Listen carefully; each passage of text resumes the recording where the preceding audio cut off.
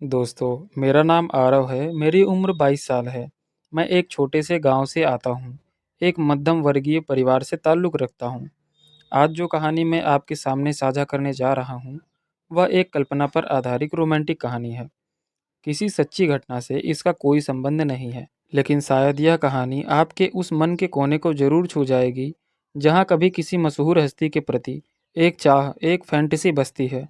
मैं हमेशा से फिल्मों और ग्लैमर की दुनिया से प्रभावित रहा हूँ।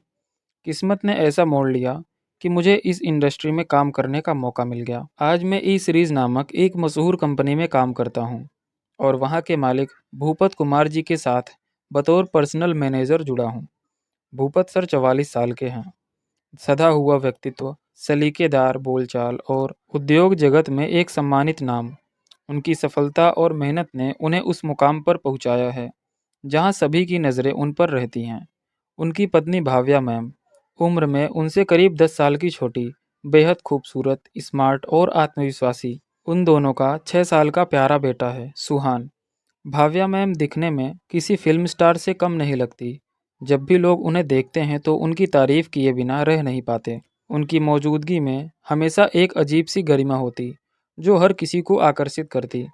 अक्सर ऐसा लगता कि उन्होंने भूपत सर से शादी उनके नाम और शोहरत की वजह से की होगी, पर उनके बीच जो समझ और तालमेल था, उसे देखकर लगता था कि ये रिश्ता सिर्फ पैसों का नहीं, बल्कि किसी गहरे विश्वास का है। मैं जब से ई सीरीज में काम करने लगा था, सर का मुझ पर भरोसा बहुत बढ़ गया था। धीरे धीरे मैं उनके परिवार के बेहद करीब हो गया। मैं उनके घर आता जाता रहता, उनकी छोटी छोटी ज़रूरतों का ध्यान रखता। भाव्या मैम भी मुझसे बहुत सलीके से पेश आने लगी थी, कभी कोई दूरी महसूस नहीं होने देती। एक दिन की बात है, सर की शादी की सालगिरह आने वाली थी। उन्होंने मुझे समारोह में आमंत्रित किया था। उस दिन मैं सर के कुछ ज़रूरी कॉल संभाल रहा था। तभी उन्होंने मजाकिया अंदाज में मुझसे कहा, आरव, शाम को एक काम याद से कर लेना। मैंने पूछा, जी सर, वो क्या? उन्होंने मुस्कुराते हुए कहा, कुछ खास खरीदना है, पर किसी को पता नहीं चलना चाहिए। उनका इशारा क्या था मैं समझ गया। वो अपने पत्नी के साथ समय बिताने की तैयारी में थे। मैंने मुस्कुराकर कहा, जी सर, कोई चिंता वाली बात नहीं। और फिर बाकी दिन काम में लग गया।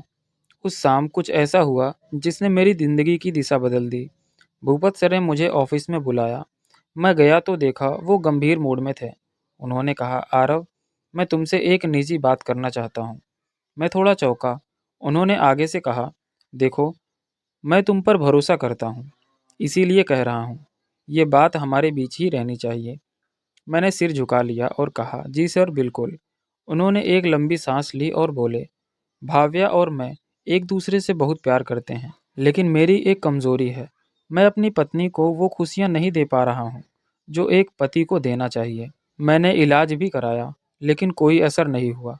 मैं चाहता हूँ कि वो जीवन के हर रूप में संतुष्ट रहे, और अगर मेरी वजह से वो अधूरी रह जाए तो मुझे अच्छा नहीं लगेगा। मैं कुछ पल के लिए चुप रहा। उनके चेहरे पर सच्चाई और दर्द दोनों झलक रहे थे। उन्होंने मेरी आंखों में देखा और बोले, भाव्या ने भी इस पर मुझसे बात की थी। हमने मिलकर एक फैसला लिया है और उसमें तुम्हारा नाम आया है। मैं चाहता हूँ कि तुम उनकी ज़िंदगी में वो खालीपन भर दो जो मैं नहीं भर पाया। मैं हक्का बक्का रह गया और बोला, सर, मैं कैसे कर सकता हूँ? मेरे मुंह से बस यही निकला। उन्होंने धीरे से कहा, देखो आरो, यह कोई ज़बरदस्ती नहीं है। यह हम दोनों की मर्जी से होगा। अगर तुम मना करो तो कोई बात नहीं, लेकिन अगर तुम कहो तो हमारे लिए यह एक मदद होगी। भाव्या भी तैयार है। मैं स्तब्ध था।